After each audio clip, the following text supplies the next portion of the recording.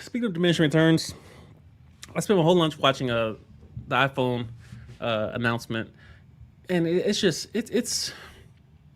I strongly considered switching to the iPhone. There's something called digital minimalism, and at first glance, it's beautiful. It's a beautiful concept. We have all the same brands, and we're gonna, they're all integrated. They have the ecosystem, the watch, the phone, the laptop, the iPad, and I have most of it. I have 99% of Apple products, with the exception of the phone. And I watched the release, an hour or some change, and I watched them proceed to release the same phone they released last year.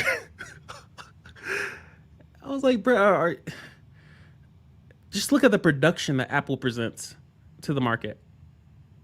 You watch an amazing presentation as they present all these new products they've been working on for a whole year, and then you watch them release the iPhone 13 Pro Max, Mini, etc. And literally, I kid you not, it has the same specs that I currently have in my S20 Ultra from a year ago. They just got 120 hertz refresh rate. Ben had that. They added some cinema features. Looks interesting, but it's in 1080p 30. A lot of people are asleep on the cinematic, new feature that it's in the video features. It's 1080p 30 frames a second limited. Who's excited for that? Like, I want to shoot 1080p on my iPhone and charge money for this.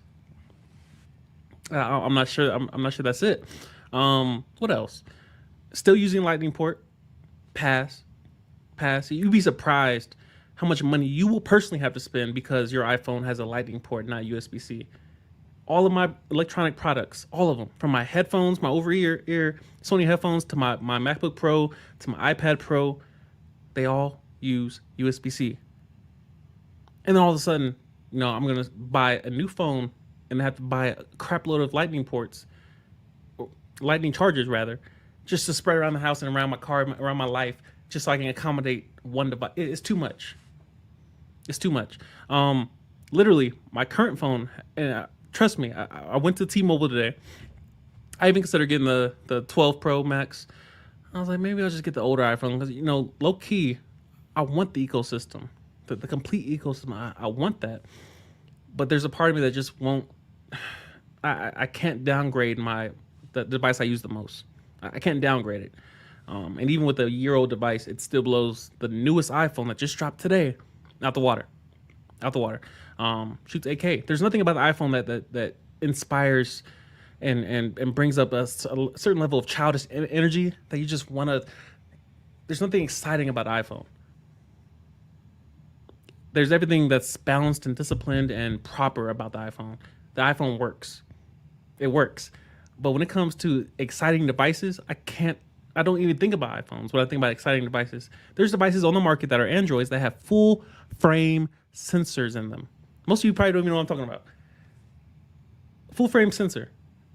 The most important part of a camera is the sensor. There are Android devices that have full frame sensors in them. 35 millimeters. And the iPhone released what? No. We'll be switching to iPhone anytime soon. I had great hopes for the iPhone 13. I thought USB-C would finally, at least they got refresh rate. They got 120 hertz refresh rate. Luckily, they got something. They got something that the Androids have been had for some years now, and they're gonna call it whatever they want to call it. ProMotion. It's our designed and well thought out and implementation of high refresh rate. Every other device has that. So there's that. I mean, what are you gonna do? Trillion dollar company does what they want. And something I always say is that iPhones were not designed nor marketed for the intellectual. Someone like myself who overthinks everything and who studies everything in depth, the iPhone was not designed for me. It was designed for the person that follows and it says, "Ooh, shiny, and they run after it because it's cool, and everyone else has it, and you're supposed to have this, so go get that."